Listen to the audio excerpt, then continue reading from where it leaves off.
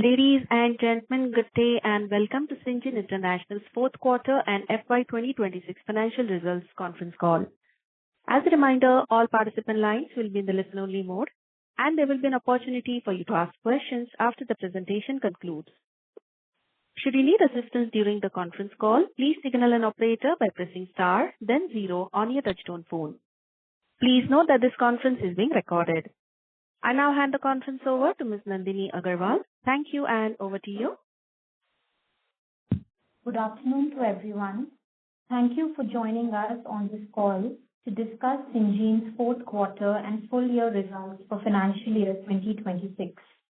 To discuss the financial and business performance for the period, we have on this call today Ms. Kiran Majumdar-Shaw, Syngene's Executive Chairperson, Mr. Peter Bains, Managing Director and Chief Executive Officer, and Mr. Deepak Jain, Chief Financial Officer. After the opening remarks, they will be happy to answer any questions you may have. Before we begin, I would like to caution that comments made during this conference call today will contain certain forward-looking statements and must be viewed in relation to the risks pertaining to the business. The safe harbor clause indicated in the investor presentation also applies to this conference call. The replay of this call will be available for the next few days, and the transcript will be made available. With this, I would now turn the call over to our Managing Director and CEO, Mr. Bains.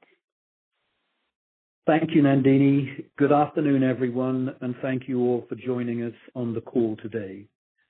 Before I begin my remarks, I would like to introduce and welcome Kiran to this call in her new role as the Executive Chairperson of Syngene. We are very pleased to have Kiran's leadership and guidance at the executive level as the company transitions into its next phase of growth. Kiran, may I invite you to share your opening remarks? Thank you, Peter. I'm pleased to be back as Executive Chairperson of Syngene International at such a pivotal point in its journey, one that presents both near-term challenges and significant long-term growth opportunities.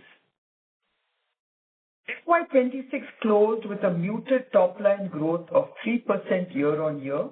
However, it is important to note that Q4 delivered a strong 13% sequential growth, which reinforces our confidence that the underlying momentum of the business remains intact. The impact of Librela on our FY 2026 performance has been significant, and it is likely to continue to influence growth in FY 2027 as well. At the same time, FY 2027 will be a transition year for Syngene, with important leadership changes already underway to position, as Peter said, this company for its next phase of growth, particularly in CDMO, biologics, and emerging AI-enabled service lines. We at Syngene are consciously building new capabilities that move us beyond a traditional services model towards a more value-added technology-led partnership model. Our investments in AI and digital technologies are aimed at improving speed, productivity, predictability, and scale across discovery, development, and manufacturing. And these capabilities will not only drive operational efficiencies, but will also help us create differentiated offerings for our global customers. Given the current geopolitical uncertainties and the near-term impact of Librela, we expect a broadly flat performance for FY 2027 while maintaining EBITDA margins in the mid-20s through disciplined cost management and sharper operational execution. We also expect to start FY 2027 on a muted note, with H2 of FY 2027 to be meaningfully stronger than H1, with growth weighted towards the second half as new contracts ramp up and business momentum improves. We believe that FY27 will be a year of strategic reset and execution with a healthy pipeline of deal flows that will translate into stronger growth from FY28 onwards. Now, with those initial comments, let me hand it back to Peter for a more detailed commentary on the business performance for the year gone by. Over to you, Peter. Thank you, Kiran, and good afternoon again, and thank you all for joining us on the call today. Let me start with the fourth quarter, where revenue from operations was 1,037 crore, reflecting year-on-year growth of 2% and sequential growth of 13%. Operating EBITDA for the quarter stood at 303 crore, with a margin of 29%, while reported profit after tax before exceptional items was 153 crore. Syngene's full-year revenue from operations grew 3%, and overall performance was in line with our revised guidance. While the overall numbers reflect the continuing impact from a single large molecule biologics client, our underlying business continued to show steady momentum. Deepak will provide more details on the financials, but I would like to highlight that Syngene generated a healthy 521 crore in free cash during the year, with a closing net cash balance of 1,800 crore, reflecting the ongoing robustness of our operating model and disciplined execution. Globally, pharmaceutical and biotechnology pipelines are increasingly shifting towards novel modalities such as peptides, antibody-drug conjugates, and oligonucleotides. Industry estimates indicate that these advanced modalities now account for over 40% of clinical pipelines and are growing at a materially faster pace than traditional small molecules, reflecting their ability to address complex disease targets. This is driving demand for partners who can offer integrated end-to-end capabilities across these platforms. Anticipating this shift and building on our existing capabilities in biology and biotherapeutics discovery, we have invested ahead of the curve in strengthening our capabilities in these modalities. During the quarter, we commenced operations at our state-of-the-art antibody-drug conjugate discovery laboratory, which is designed to support early-stage research. This facility complements and integrates with our existing antibody-drug conjugate development and manufacturing capabilities, enabling a seamless pathway from discovery through to scale-up and production. Turning now to our CDMO business, we are encouraged by the acceleration we are seeing in our pipeline buildup. In our Unit 3 biologics facility in Bengaluru, we have seen increased client interactions from large pharma and emerging biotechnology companies during the quarter. Commercial manufacturing in biologics is inherently a long-cycle business, where client engagement typically begins with process research and development, followed by development work, clinical batch production, and ultimately commercial supply. Within this framework, we are seeing encouraging interest in our integrated capabilities, supporting a healthy pipeline across different stages of the value chain. At our Bayview Biologics facility in the United States, preparations are progressing well, and we are actively engaging with prospective customers as we move toward operationalization of the site this year. Stepping back to reflect on the full year, I will emphasize again the key structural balance we are addressing between the headwind related to Librela and the steady growth of the underlying business. Over the course of the year, we have taken several important steps to strengthen our mid and long-term positioning. A key highlight was the extension of our long-standing partnership with Bristol Myers Squibb, now extending through to 2035. This expanded agreement broadens the scope of our collaboration across the drug development life cycle, spanning discovery, translational sciences, pharmaceutical development, manufacturing, and clinical research, and reflects the depth and confidence built up over many years in this collaboration. We have also continued to invest in enhancing our manufacturing capabilities. In our small molecule platform, we commissioned a new commercial scale facility for liquid-filled hard gelatin capsules, strengthening our oral solid dosage capability and enabling us to support increasingly complex formulations with much greater precision and reliability. In our large molecule biologics platform, and as I have touched on earlier, we've expanded our Bengaluru facility with the addition of a GMP bioconjugation suite, enabling fully integrated end-to-end manufacturing of antibody drug conjugates. This capability brings monoclonal antibody production and GMP bioconjugation into a single site, helping accelerate development timelines while complementing our existing strengths in payload and linker manufacturing.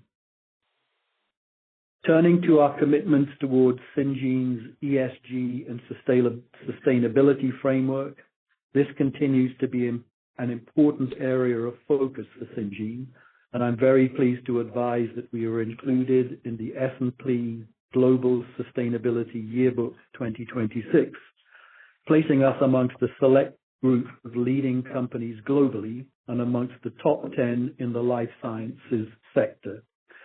We were also recognized by Time Magazine and Statista as one of the world's most sustainable companies, ranking number 1 in India's pharma and biotechnology sector and amongst the top 20 globally. In summary, our diversified and integrated business model across research services and contract manufacturing continues to provide resilience, balance, and opportunity. Supported by strong client relationships, investments in emerging modalities, and expanding global capabilities, we believe we are well positioned to meet evolving customer requirements and capture opportunities across the value chain going forward. Looking ahead to the next year, and as Kiran has outlined, while we are guiding towards a broadly flat performance for the full year, we do expect Q1 to have a more pronounced adverse impact of Librela destocking. Thank you, and I will now hand over to Deepak to go through the financials in a little bit more detail. Thank you, Peter. A very good afternoon to everyone. Let me begin by discussing the fourth quarter's performance, and then I will cover the full year results. First, looking at revenue. Revenue from operations for the fourth quarter was 1,037 crores, a 2% increase year-on-year in reported terms. The revenue growth, however, was impacted by the ongoing destocking issue related to Librela, as spoken earlier as well. Turning to costs, raw material costs were at 22% of revenue in this quarter, compared to 23% in the same quarter of the previous year, driven by business mix changes. Staff costs increased by about 19% year-on-year. Other direct costs, primarily comprising of power utility expenses, increased 17% year-on-year due to new facilities at Bayview in the US and the biologics facility in Bangalore. Other expenses decreased by 9% year-on-year due to our cost optimization initiatives. The company saw a hedge loss of about 21 crores against a hedge loss of 4.6 crores in the same quarter of the previous year due to the difference between average and spot hedge rates. The movement in revenue and cost resulted in operating EBITDA of 303 crores with a margin of 29% for the quarter versus 34% in the same quarter last year. Depreciation increased by 5% year-on-year, in line with our plans and due to the addition of capacities at the biologics manufacturing sites in Bangalore, which came operational this year. Interest expense declined by 24% as borrowing reduced in Q4 26 compared to the same quarter last year.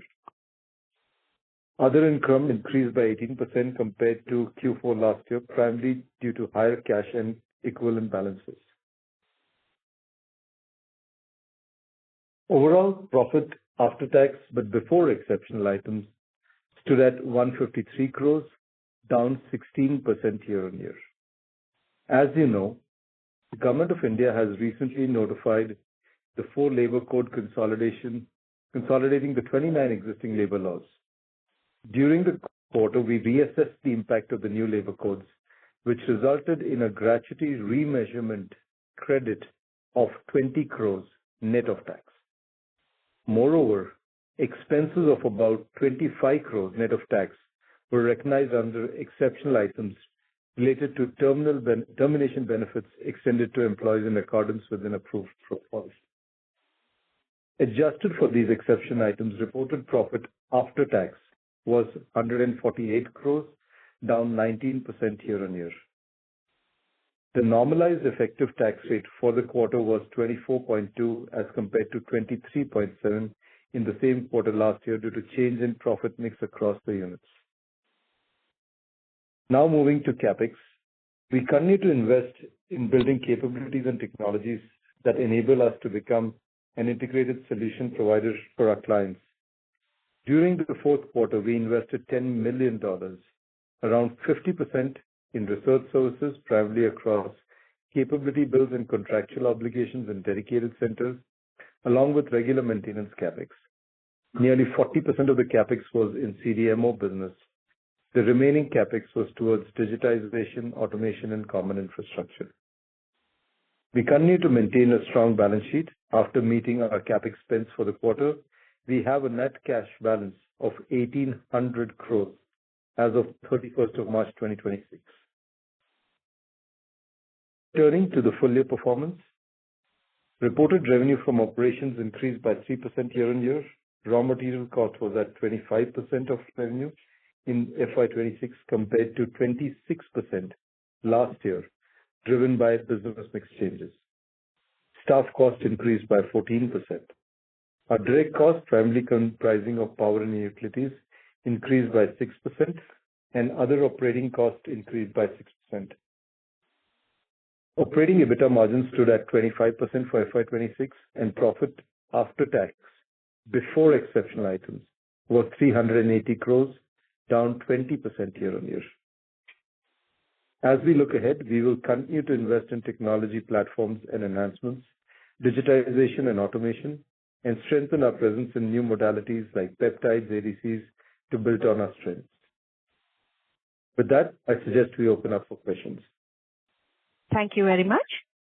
We will now begin the question and answer session. Anyone who wishes to ask a question may press star and 1 on their touchtone telephone. If you wish to remove yourself from the question queue, you may press star and 2. Participants are requested to use handsets while asking a question. Ladies and gentlemen, we will wait for a moment while the question queue assembles. We'll take our first question from the line of Kunal Dhamesha from Macquarie. Please go ahead. Hi, thank you for the opportunity and congratulations on a good set of numbers. The first question is on the impact from Librela. If you could, quantify, let's say, if we remove Librela both from FY25 and FY26, then how would our FY26 growth and profitability look like? So, Kunal, let me take that. If we remove Librela from both the years, we have growth as we've always called out. Underlying growth is in single digits though, and the impact of Librela is a culmination of what you see in the numbers. So with Librela also we have grown 3%, right? Like with Librela impact, right? And the single digit will be mid-single digit or high single digit? It'll be a little high single digits, please. Yes. We don't break that down right now. Okay. And in terms of profitability, would it have improved between FY25 and 26 without Librela? I mean, the overall profitability has declined, and the impact of Librela is a factor into that as well. Plus, the business mix changes. That's one. Secondly, our facilities have come online as well, right? The Bangalore facility has come online. That has impacted the profitability as well this year. And let's say from the FY 27 guidance perspective of flat revenue, what is being built for Librela supplies? Are we expecting it to move to zero in that guidance, or we expecting a gradual decline? We expect, as Peter alluded a little bit, that the coming quarters, quarter one and quarter two, will have almost no Librela. There is some minor Librela volumes towards the end of the year, but that's about it. Most of the Librela impact will be done in this first two quarters. And Librela, as of now, we have no incremental revenue plans for Librela beyond one small amount in the last quarter.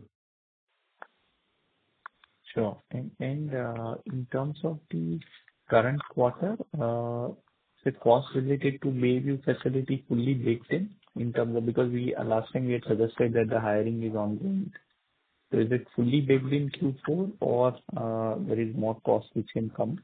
And if you could also highlight the total drag from both these facility, Unit 3 and Bayview, on the current P&L, on a quarterly basis, that would be helpful. So, Kunal, we are on the Unit 3. We've capitalized it, as we said in the beginning of the first quarter of FY 26. And the impact of, therefore, is of the people, etc., and all the costs are definitely coming into the P&L. The impact of Bayview is only partially coming into the P&L to the extent that's not capitalized. We have not yet fully capitalized the facility, so we will come and update you about Bayview's capitalization and the plans forward. But it would be baked into that mid-20s EBITDA margin guidance, right, for FY 27? Yes. Sure. I have more questions. I'll join back with you. All the best. Thank you. Thank you. Next question is from the line of Surya Patra from PhillipCapital India. Please go ahead. For the opportunity, and congrats for the positive surprise number what you delivered in the fourth quarter. Sir, just wanted to understand, compared to the guidance what we had given in the third quarter, where we have been saying there would be kind of underperformance both in terms of revenue as well as on the margin front. But this quarter turns to be a kind of a strongly positive quarter to that guidance. What really caused this positive surprise in terms of operating performance? So yeah, we did guide towards a full year number. Obviously, that had an implication of what the quarter looks like. We were able to churn out improved revenue for the quarter, but by only a marginal amount, right? Not a major change. In terms of profit, because our full year numbers have come more or less in line with what we had said in terms of our constant currency forecast or guidance that we've given. If you look at margins, for sure, we continue to be more efficient and be more frugal on our costs. That's what's led to an improved margin versus what we wanted it to be, what we guided it to be. And therefore, margins have shown an improvement, and we'll continue to hold the margins as we've guided. Okay. That is helpful, sir. See, I just wanted to also understand whether any revenue booking from the clinical trial activities or services, whether that is visible in this quarter. If not, any outlook that we are separately giving for the clinical trial activities that we have added as a new vertical for FY 27. And clinical trials, Surya, if you remember, we said we have always been present in clinical trials, right? What we guided in quarter two was a win that we had on a global trial. right? Now, the global trial was going to pan out a few years, as what we had said as well. And therefore, what you do see in this quarter and coming years as well, that there will be clinical trial revenue that will bake into the numbers. It's an ongoing business. We definitely focusing more on that business, but the revenue continues to float this quarter and in the coming year. Okay. Sir, regards, since it is the fourth quarter and closure of the year, so can you share what is the split between revenue split between the CDMO and CRO? And if you can also give some color that the way that you are looking these two businesses for next year, while the strategy for that you are guided, but since you have mentioned also the environment in the CDMO space is improving, so what outlook that you should be baking in for CRO as well as CDMO separately? Yeah. So in terms of this year, we had about, as I said, typically 2/3, 1/3, 2/3 towards the CRO business, 1/3 towards the CDMO business. That mix, as what we had seen until quarter three, continues to be the mix that we're seeing in quarter four as well. So broadly, 2/3, 1/3. We are anticipating that to be directionally in line for even the next year. So you would continue the split to be almost similar. There will be minor changes as we continue to evolve through the year, but broadly 2/3, 1/3 is what you can take for your modeling purposes for the moment. We will keep updating as we evolve through the year. I would like to add to what Deepak just said. In the Q4, there was a slide that said that 41% came from CDMO and 59% came from the research services business. So that's an indication. Okay. Oh, that is really helpful. Just one more thing. See, the capabilities that we have been building, either in terms of the peptide, ADC, or hard gelatin capsules, along with the capacities also that we have acquired or built up. So, is there any gestation period that we should consider, ma'am, about, or so like, is there any gestation period then only we will start seeing kind of a revenue or earning implication out of those?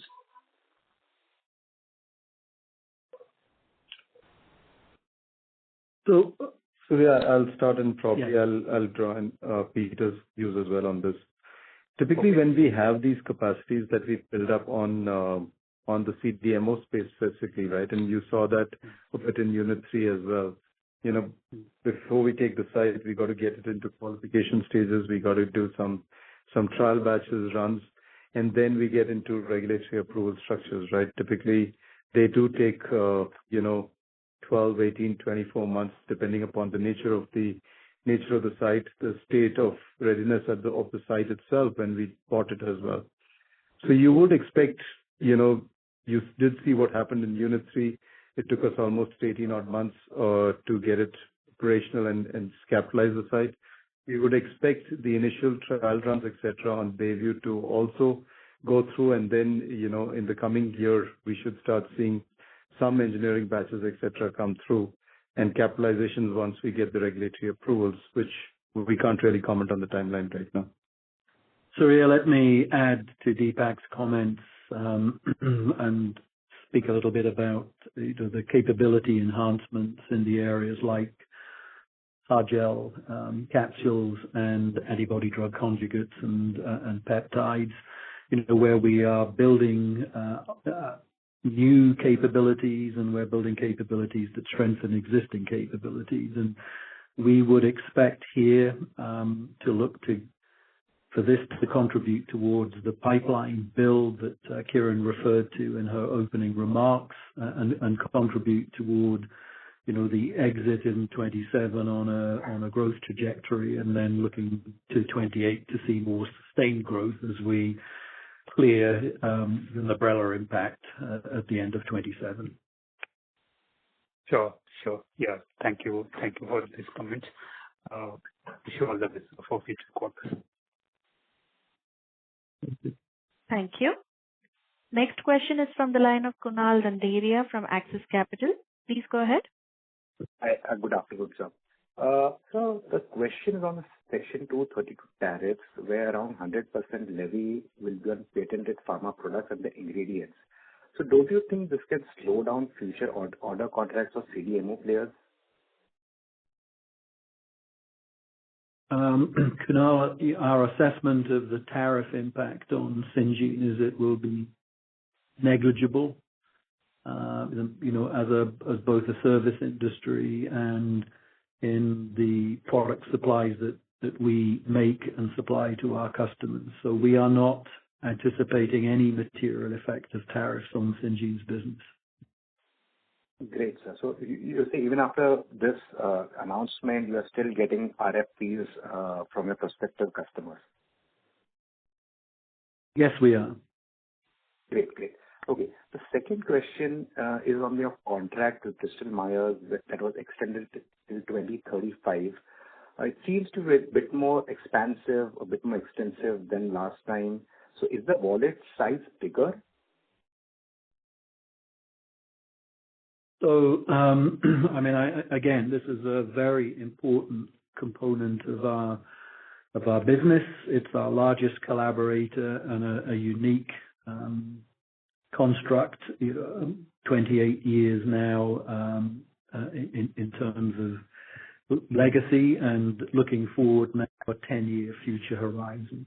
I think it's really the time horizon enables strategic thinking, and of course, if we look at the market outside and developments in these new modalities that we've discussed, and of course, the implications and evolution of AI into discovery and development, it really allows the parties, Bristol Myers Squibb and Syngene, to think strategically, and that includes some of the expansions that we discussed in opening remarks in areas that we will look to collaborate.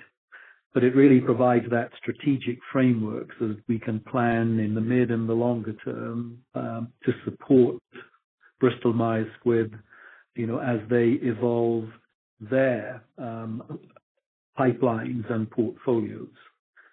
So that is really the real strength of the extension of the collaboration, is providing that now decade horizon going forward, so that Syngene, can really look to support Bristol's strategic outlook as it builds its pipeline and its portfolio going forward. Right. So that obviously should translate into higher revenues than what you have received from Bristol in the past. If you are, putting in so many adjacent. So Kunal, we're not. I don't think we can comment in any short-term horizon there. Obviously, if we look at the history of this relationship over the course of years, it has grown, but this is already a substantial business in scale, and growth it will not be linear in that sense. I think it will grow around U.S. inflation at some level, but its expansion going forward will be determined by the nature of the strategic outlook and the new areas of expansion and opportunity. Right. So thank you and all the best. Thank you. Next question is from the line of Avnish Burman from Vicaria Change LLP. Please go ahead. Hi, good afternoon. Thanks for taking my question. I had a question around the cost increases that you might be witnessing because of the Middle East conflict. Could be raw material, could be your utility pricing.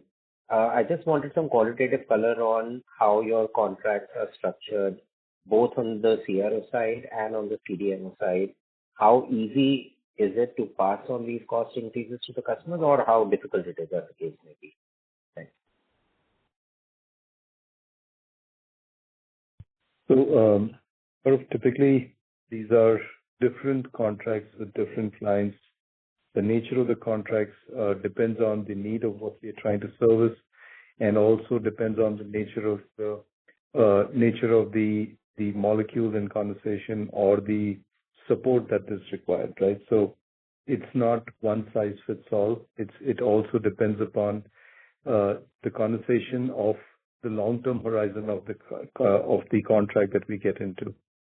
So it's not a straightforward answer of saying, are all contracts which have elements of cost that we pass through or not? I think it depends upon the nature of the conversation and the services that we are providing.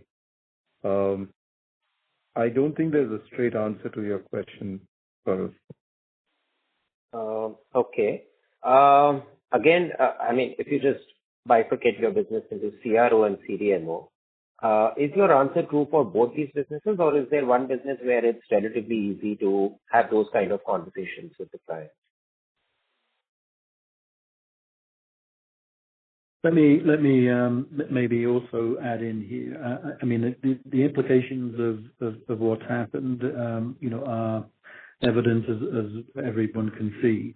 I'll start by saying that there've been no disruptions to the continuity of service and supplies on Syngene's ongoing business. That has been, navigated by the team very, very successfully, and obviously in conjunction with our partners. Of course, there have been some cost increases that we've seen in some areas, and some of them, as you will know, that there's been a little bits of spikes in some of the prices. There are two things here. We don't know how long this will go on and to what extent it may continue. We are obviously re-engineering distribution and logistics, and we're obviously looking at costs, and we're of course talking to our customers and collaborators. But as Deepak said, I think there is not a one-size-fits-all answer to this, and it will be customer by customer and contract by contract, and they are also looking at, how we re-engineer the logistics and the supply chains, and they are, of course, also aware of some of the cost implications there.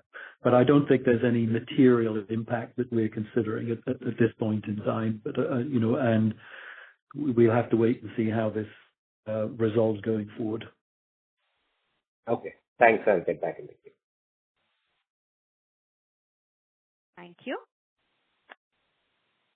Next question is from the line of Shyam Srinivasan from Goldman Sachs. Please go ahead. Yeah, good afternoon. Thank you for taking my question.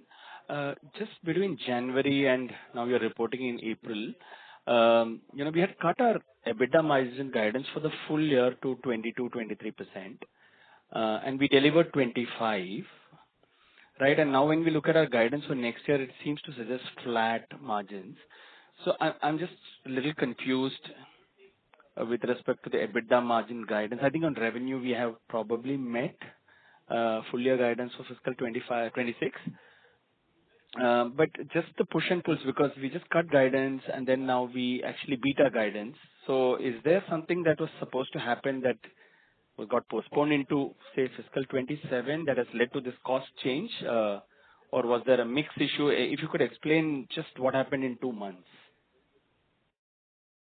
There are two parts to it, Shyam. One, for sure, the product mix is a big factor of what made the big swing, into our margin structures, right? There was an assumption of what our product mix would be and the cost structures related to that product mix in terms of raw materials, the people that will get engaged, and so on and so forth.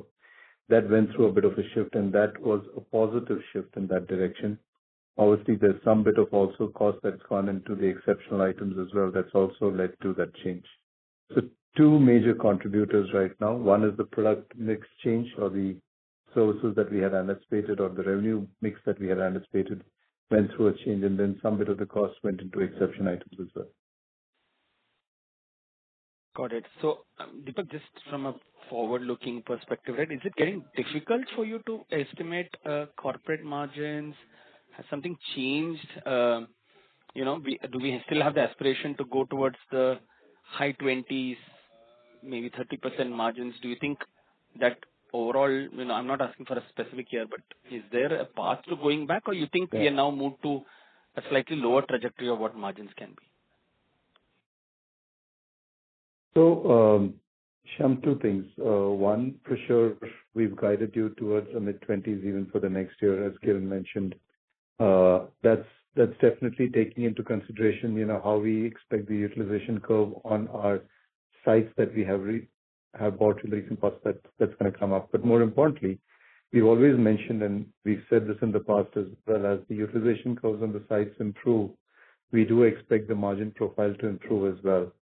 Aspirationally, for sure, we definitely want to improve the margins, but as of now, we're guiding only for the year, and we're guiding it towards the mid-20s, as called out earlier. Got it. And my last question, just going back now on revenue. So when we look at fiscal 24 revenue was 418 million, fiscal 25 was 430. Now we are 419 in 26, and we are guiding for a flat, so 419, right? Just making that number up, last one. But I'm just saying, when does it get higher, right? Is there, what needs to kind of get us back on a growth path on revenue? I know we have done a lot of investments ahead of time, but, what could be the major triggers for a revenue growth to also restart? Thank you. Shyam, let me respond first, and then Deepak can come in. Getting back to more sustainable growth and to higher growth levels is clearly the direction that we're looking to build Syngene. The Librela headwinds have clearly had material impacts last year, 26, and as we've outlined, will continue to have effects through 27, and those are now absorbed in the guidance framework that Kiran outlined. And we would expect to end 27, on a growth trajectory, and the Librela effect will then have washed out, and in a way, 27 represents a sort of resetting of the baseline, and then with the investments that we've made in the modalities and the capabilities that we're building, and with the maturation of the pipelines that we're developing, on the commercial side, we would expect to see those begin to play through, and look beyond 27 for a more sustainable and higher growth trajectory. Great. Thank you. All the best. Shyam? Maybe I should add to what Peter and Deepak have just said. We are really focusing also on our CDMO business, which we think will give us more, aggressive and sustainable growth. Thank you. We'll take the next question from the line of Harith Ahmed from Avendus Spark. Please go ahead. Hi, good afternoon. Thanks for the opportunity. So my first question is on the partnership with Zoetis.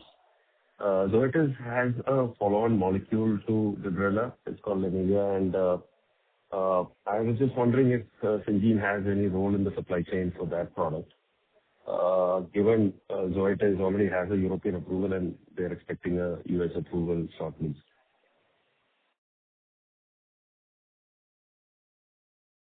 So let me take that. And at this point, we do not have any participation in the follow-on molecule going forward. I mean, just to add on to that, is we did do some bit of clinical work for them on the other molecule, but in terms of ongoing commercial production, we're in conversation, but nothing beyond that right now. Understood. So my second question is on the research services side of the business. So firstly, if you could give some color on the mix within research services today. So you talked about in one of your slides about discovery services, translation services, and clinical trials. And just trying to understand the mix as well as, some of the macro headwinds that you called out in terms of biotech funding, how you should think about the impact of these challenges on each of these verticals. Harith, we don't call out, quantitatively the split, but of course, chemistry, which is the legacy foundation of Syngene, is the biggest part of the business.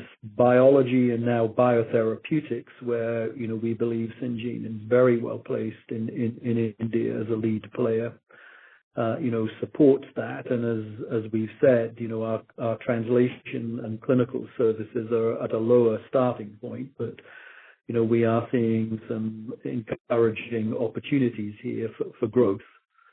So it is, I think, the balance, the large balance is chemistry and supported biology and biotherapeutics, with translation and clinical research, a smaller part. But, going forward, we would expect all three legs of that stool and discovery services, to look to growth. And where I think we can see growth in all three cylinders or all three legs of that stool.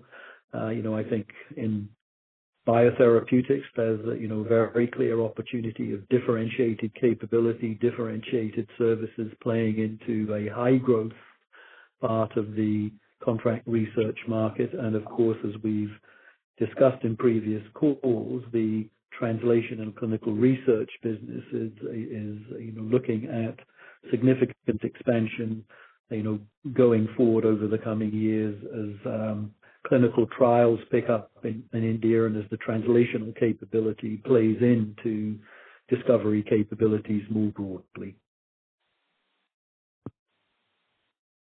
Thanks, Peter. I know one last question. Yeah.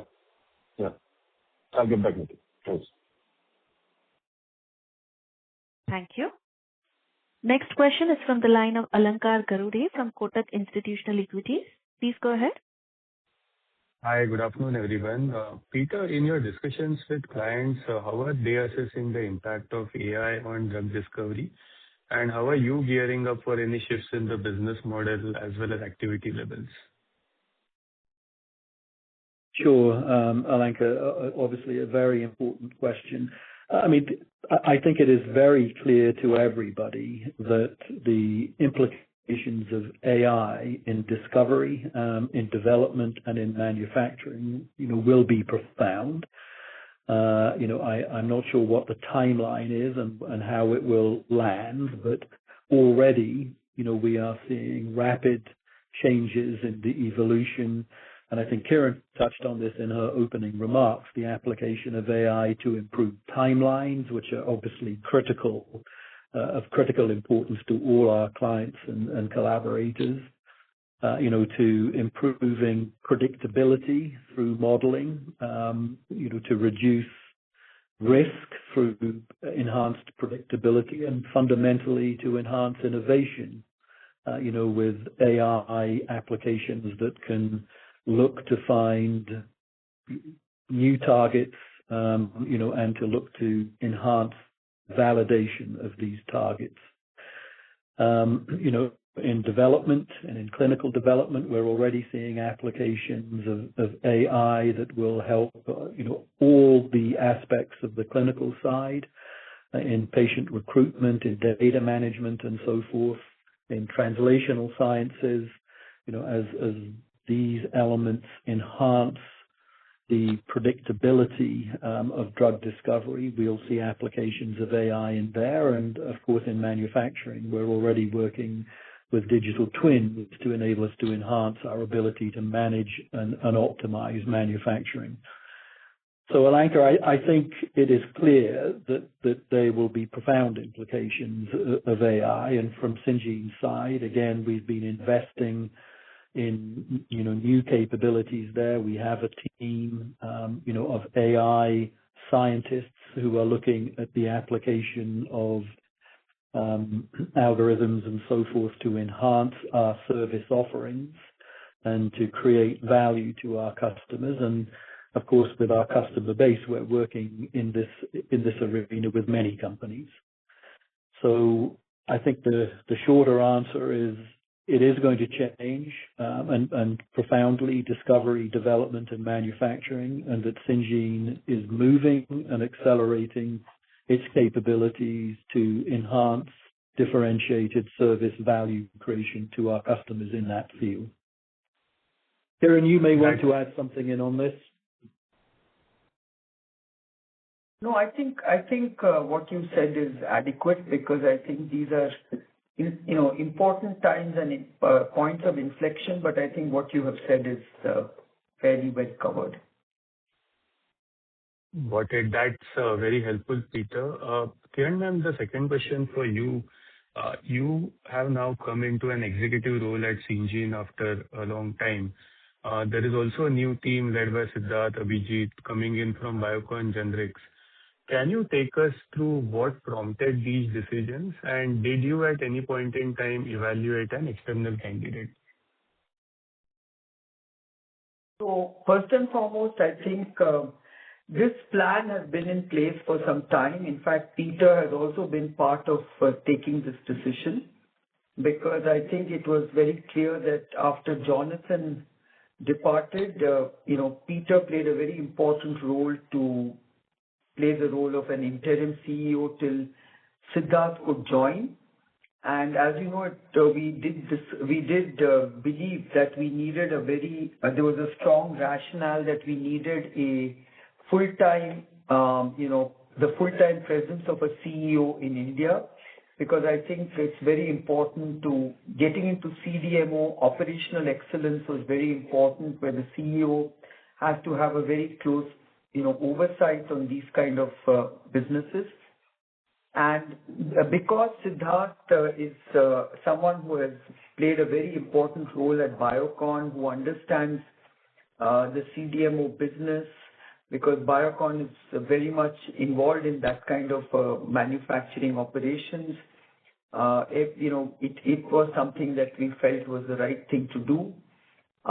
Abhijit, of course, also comes with a very strong experience of commercial and business development capabilities, where he has actually built a number of partnerships, a number of collaborations. And as you know, both Abhijit and Siddharth have played a very important role in building various partnerships, whether it is the Viatris partnership, whether it was the Pfizer partnership, whether it was the Cuban partnership, and many others. So I think we are very, very they are both very, very experienced and comfortable with building partnerships and collaborations, and we believe that this is really a services business is about building these partnerships and relationships.